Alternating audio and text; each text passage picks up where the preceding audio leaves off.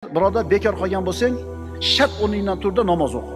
Tasbih ayt, istig'for ayt, takbir ayt, zikr bilan mashg'ul bo'l, kitob o'qi. Yoz, uyingni, xonangni tartibga keltir, kimgadir foydang tegsin, bekorchilikni o'ldir. Qaraganda, uyingda sen qilishing kerak bo'lgan ish to'lib yotibdi.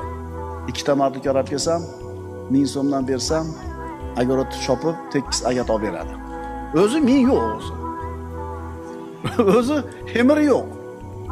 Qaraganda uyingda sen qilishing kerak bo'lgan ish to'lib yotibdi. O tomda ichiga chiqqanda tartibga keltirish kerak. Podvalingga tushganda u ham shu tartib kerak bo'ladi. Ko'changdagi ariq, eshiging tagidagi ariq tozami? Daraxtlaring sen o'zing xohlagandek chiroyli suratdami? Birodarlar, musulmon odam bekarchi bo'lishi mumkin emas. O'tirmaysizmi, dada, sizga nima deysiz?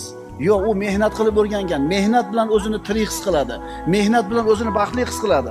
O'shuning uchun ketvonda olib sekin daraxtlarni tayin chopayotgan, agarot to'rlayotgan, daraxtlarni putayotgan. To'g'rimi?